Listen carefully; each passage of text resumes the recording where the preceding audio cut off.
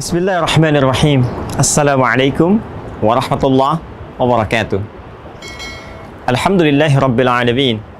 Wassalatu wassalamu ala sayyidina Muhammadin wa ala alihi wa sahbihi wa dhurriyyatihi wa ummatihi ila yaumiddin. Wa ba'du. Saudara-saudariku, pernah tahukah Anda bahwa Nabi Zakaria alaihi salam pernah diuji oleh Allah Subhanahu wa taala dengan begitu lama belum mendapati keturunan? Pernah tahukah Anda bahwa istri Nabi Zakaria alaihi salam bahkan divonis secara medis dan tinjauan klinis bahwa beliau tidak akan mungkin mendapati keturunan selain sudah menopause pada saat itu? Pun demikian, secara medis beliau divonis mandul.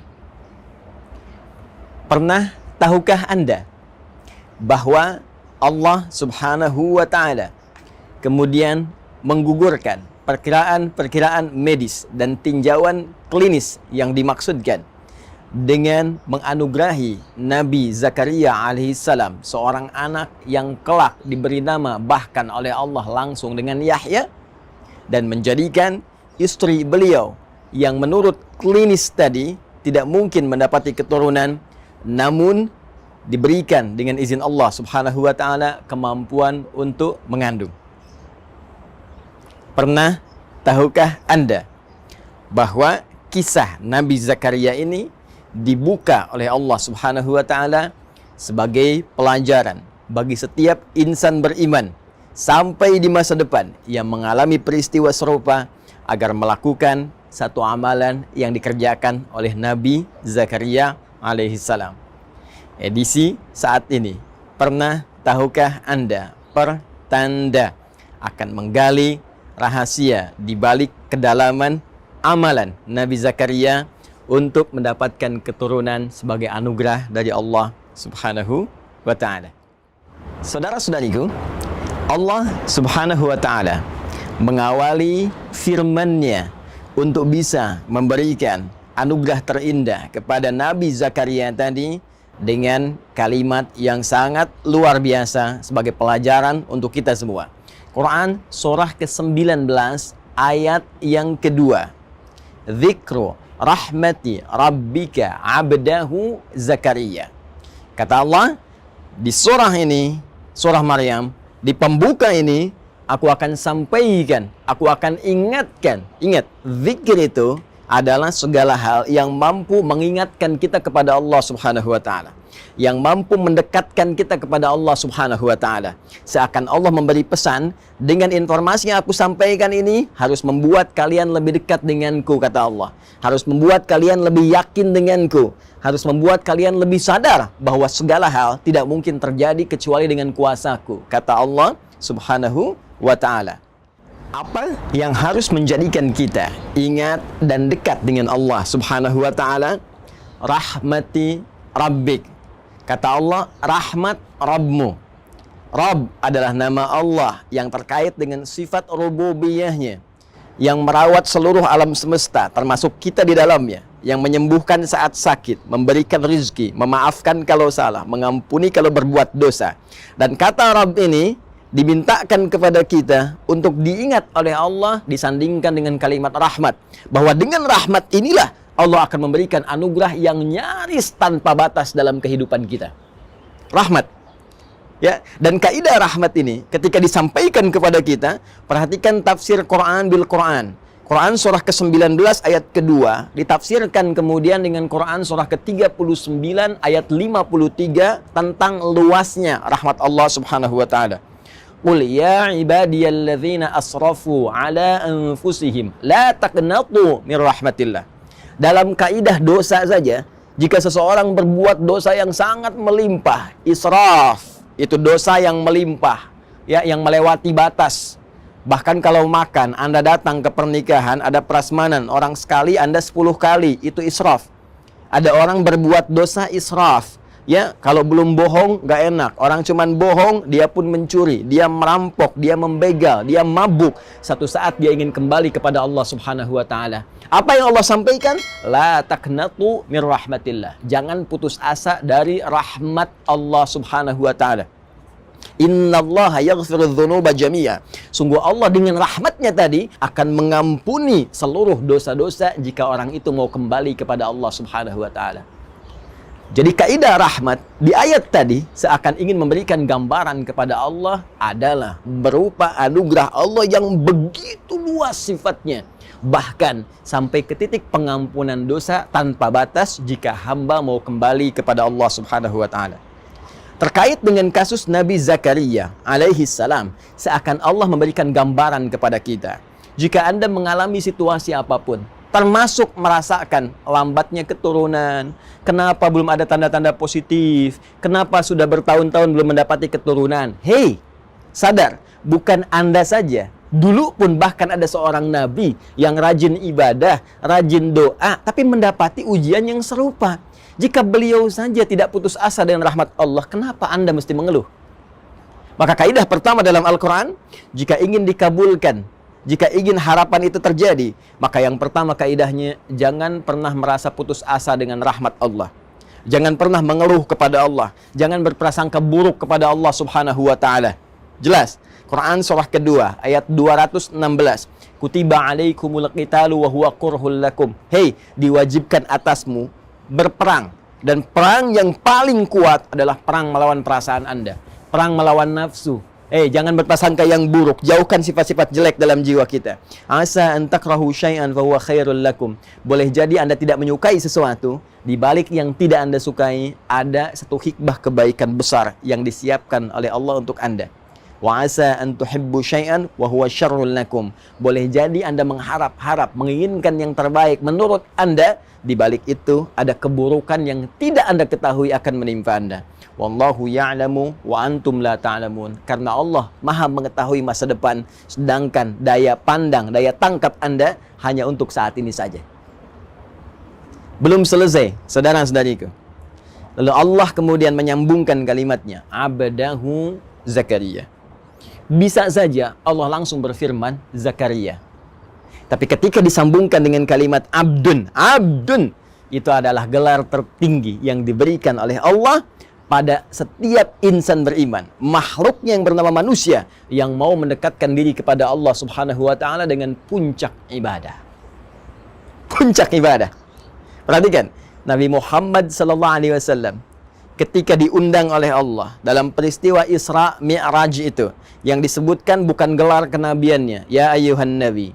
Yang disebutkan bukan gelar prestisius kerasulannya, ya ayyuhar rasul, tapi yang disebutkan kalimat abdunnya. Subhanalladzi asra bi'abdihi laila minal masjidil haram ilal masjidil aqsa alladzi barakna haulah. Quran surah ke-17 ayat yang pertama. Abdun menunjuk pada sifat ubudiyah. Abdun menunjuk pada sifat penghambaan. Karena itu jika Anda ingin mendapatkan rahmat Allah tadi yang tanpa batas, maka tingkatkan ibadah Anda kepada Allah Subhanahu wa taala. Bukankah Rasulullah SAW yang sudah jelas saja surganya masih menunaikan sholat malam, masih memperbanyak ibadah-ibadah yang dipandang hukum sebagai sunnah? Lalu bagaimana dengan ibadah Nabi Zakaria alaihi salam yang dengan itu beliau mendapatkan rahmat Allah Subhanahu wa taala yang merubah seluruh perkiraan medis tadi? Perhatikan kalimat Al-Qur'annya. Kemudian kita lanjutkan ke ayat yang ketiga. إِذْ نَادَى رَبَّهُ نِدَاءً خَفِيًّا. Kata Allah, perhatikan, ingat-ingat, dalami, pahami, ketika beliau tidak pernah putus asa bermohon kepada Allah dengan cara yang sangat lembut, cara yang sangat khusyuk. Maka amalan pertama yang disarankan oleh Al-Quran, langsung dibimbing oleh Allah Subhanahu wa ta'ala yang memiliki segala kuasa. Kata Allah, jika Anda menginginkan rahmatku yang tanpa batas tadi, maka pertama, jangan pernah putus asa. Kedua, tingkatkan sifat penghambaan. Ketiga, awali dengan doa yang khusyuk kepada Allah. Bukan doa biasa, berdoa dengan lembut, berdoa dengan penuh keyakinan. Seperti apa ya Allah? Perhatikan kalimat Nabi Zakaria alaihi salam yang diabadikan di dalam Al-Quran. Qala Rabbi inni wahanal azmu minni washta'ala ra'su syaiba walam akum bidu'aika Rabbi syaqiyya. Allahu Akbar. Khusyuk, lembut, halus, dalam. Ya Allah, Rabb yang berjanji merawat saya, menyembuhkan kalau sakit, memaafkan kalau salah, mengampuni kalau berdosa, yang berjanji memberikan segala kebutuhan jika itu memang saya butuhkan untuk maslahat dunia dan akhirat saya. Inni wahanal azmu minni washta'al ra'su syaiba. Sungguh sekarang ya Allah, keadaanku fisik telah lemah, ya, rambut telah memutih, fisik telah letih. Walam akum bidu'aika Rabbi syaqiyya. Namun sampai keadaan ini pun aku tak pernah putus asa dalam berdoa. Allahu Akbar. Anda kebayang nggak keindahan kalimatnya, sastranya? Ya, saya ilustrasikan begini. Ada sosok yang sejak berumah tangga dalam keadaan fisik yang masih muda, rambut masih mengilat, itu belum dapat keturunan, sampai sepuh tapi nggak pernah putus doanya. Saya kasih ilustrasi ya. Dan Allah laisa kamitslihi syai', jauh dari apa yang kita gambarkan. Perhatikan baik-baik, saya berikan gambaran. Kalau ada seorang meminta bantuan kepada Anda di depan rumah Anda, dia hanya meminta dalam 1 menit saja. Maaf Pak, tolong Pak, tolong Pak. Apa Anda akan beri? Belum tentu. Sekarang, dia berdiri di depan rumah Anda dari mulai ba'da subuh sampai esok subuh lagi. Maaf Pak, tolong Pak, kasih bantuan Pak, belum makan Pak. Apa Anda juga akan mengabaikannya? Demi Allah saya katakan, jiwa kita sebagai manusia pasti akan terpanggil untuk meresponnya. Jadi kalau manusia saja dengan segala keterbatasannya mau merespon, apalagi Allah yang sangat luas pemberiannya. Jadi cari doa yang dalam. Cari doa dengan bahasa yang menyentuh, ya. Ya Allah, aku telah berusaha seperti apa yang telah Engkau perintahkan, maka mohon kabulkan seperti apa yang telah Engkau janjikan. Jika dengan semua ini belum mampu mengabulkan apa yang telah Engkau kuasakan, ya Allah, maka tunjukkan kepada hamba dengan cara apa lagi hamba mesti berikhtiar kepadamu. Dalam, kan? Dan belum selesai kalimat Al-Qur'annya. Wa inni khiftul mawaliya min wara'i. Dan aku khawatir ya Allah, kenapa aku begitu memohon? Aku khawatir kalau perjuanganku untuk ibadah selama ini tidak ada yang meneruskan ya Allah. Aku ingin ada keturunan yang tiap malam bisa melanjutkan tahajudku, yang Senin Kamis bisa berpuasa sunnah melanjutkan kebiasaanku, yang nanti di akhirat bisa membawa kebanggaan memakaikan mahkota ya Allah di kepalaku, yang nanti ketika aku masuk ke alam kubur ada yang memberikan cahaya dengan izinmu dengan amalan-amalan ibadahnya ya Rabbal Alamin. Aku mohon ya Rabb. Wa kanat imraati aqira. Ya Allah, sedangkan mereka semua mengatakan mustahil aku punya keturunan karena istriku divonis secara medis monofos dan mandul. Fahabli min ladunka waliya. Maka aku mohon ya Allah, ketika mereka seluruh hamba mengatakan mustahil, maka anugerahkan darimu saja yang tidak punya batas kemustahilan. Indah doanya, teman-teman sekalian. Di sini Allah ingin mengajarkan kepada kita bahwa yang pertama, selain kita mencari redaksi doa yang indah, yang lembut, yang menampilkan sifat-sifat rasionalitas kebutuhan kita, pun demikian Allah mengajarkan kepada kita bahwa jika menghadapi situasi di mana setiap hamba berkata ini tidak mungkin terjadi, ini mustahil bisa hadir, ini rasanya tidak akan pernah bisa terjadi, maka pada saat itu Allah ajarkan pada kita, tinggalkan seluruh pendapat manusia, kembali kepada Rabbul Alamin, kepada Sang Pencipta kita, karena pada saat itu Allah ingin memberikan anugerah yang melampaui batas-batas kemanusiaan. Saking pentingnya anugerah ini, Allah ingin berikan sendiri tanpa campur tangan manusia. Awas, pelajari kaidah ini. Ingat, dan ini berlaku dalam situasi apapun, dalam pekerjaan, dalam penyakit, dalam konteks rizki, dalam konteks kehidupan yang kita lalui. Jika ada manusia mengatakan kepada Anda, ini mustahil, ini nggak bisa, ini nggak mungkin, itu tanda langsung dari Allah. Tinggalkan pendapat manusia, segera beralih bermohon kepada Allah, karena Allah akan langsung memberikan anugerah kepada Anda tanpa perantara manusia. Sekarang, bagaimana caranya beralih kepada Allah, meminta seperti Nabi Zakaria tadi? Amalannya bagaimana? Kapan saat tepatnya berdoa tadi? Seperti apa keadaan kita meminta? Tidak tanggung-tanggung. Sempurna seluruh ajaran dari Al-Quran, memberikan sebuah keterangan, informasi, bimbingan, langsung juga dilengkapi dengan contoh. Buka Quran surah ketiga, Ali Imran, ayat 38 sampai dengan 39. Allah langsung menunjukkan kepada kita apa amalan yang dikerjakan. Yang saat mengerjakan amalan itu, hadirkan doa yang tadi Anda ingin mohonkan. Maka Nabi Zakaria alaihissalam menyampaikan permohonan tadi di tempat yang spesial, mihrab. Kemudian berdoa di situ dalam sholatnya. Perhatikan kalimat Al-Qur'annya. Hunalika da'a Zakaria rabbah. Di mihrab itulah Nabi Zakaria kemudian berdoa kepada Allah Rabbnya. Doa yang tadi. Ya, dipersingkat kemudian dengan bahasa Al-Qur'an. Qala rabbi habli min ladunka dzurriyyatan thayyibah. Ya Allah, anugerahkan kepada hamba. Hamba mohon ya Allah. Hamba mohon keturunan dari sisimu saja, keturunan yang terbaik. Karena semua orang mengatakan mustahil hamba punya keturunan. Hamba yakin hanya Engkau yang mampu mengabulkan doa hamba. Kalau pada yang mampu mengabulkan saja ya Allah, innaka sami'ud du'a, pada yang maha mendengar doa saja tidak mengabulkan, lantas kepada siapa lagi hamba mesti bermohon? Baik, perhatikan baik-baik. Apa yang terjadi? Belum sempat tuntas sholat dikerjakan, belum selesai sholatnya, masih berdiri dalam sholatnya, menyampaikan doa tadi, seketika langsung dijawab oleh Allah. Berdiri bahasa Arabnya qaimun, masih sholat, yusolli, ayat 39-nya. Fanadatul malaikatu wa huwa qaimun yusolli fil mihrab.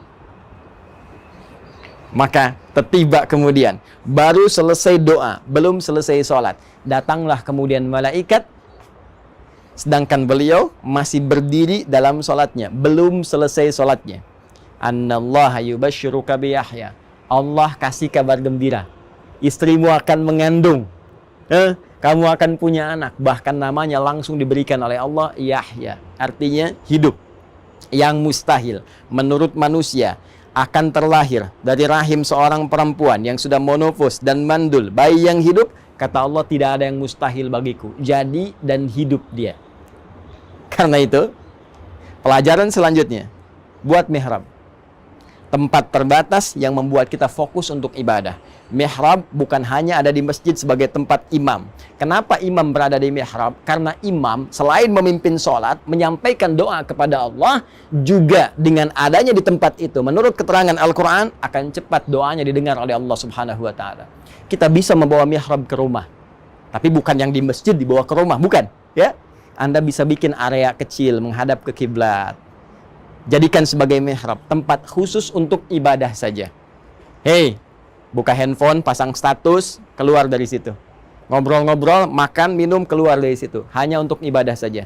Baca Al-Quran, tahajudnya, doanya, lakukan di situ. Walaupun hanya sehamparan sejadah, tak ada masalah. Ya, rumah Anda ataukah dikontrakan, nggak ada ruangan, hamparan sejadah. Di situ Anda bermohon kepada Allah Subhanahu wa Ta'ala. Minta. Mohon. Maka apa yang terjadi? Boleh jadi apa yang telah Allah anugerahkan kepada Nabi Zakaria di masa lalu akan diberikan kepada Anda sebagai pembuktian kekuasaan Allah yang melampaui batas-batas bayangan manusia. Dan seluruh paparan tadi kemudian disajikan oleh Al-Quran dengan sajian yang padat di satu ayat Quran surah ke-21 Al-Anbiya, kisah para nabi, ayat 90. Fastajabna lahu wa wahabna lahu Yahya wa aslahna lahu zawjah Kata Allah, ketika amalan tadi sempurna dikerjakan oleh Nabi Zakaria alaihissalam, kami cepat jawab doanya. Kami anugerahkan Yahya untuknya. Dan kami sembuhkan istrinya. Perhatikan kalimat Qur'annya. Kami sembuhkan, perbaiki keadaan istrinya. Yang kata medis mustahil, kata Allah, tak ada yang mustahil bagiku. Sembuh.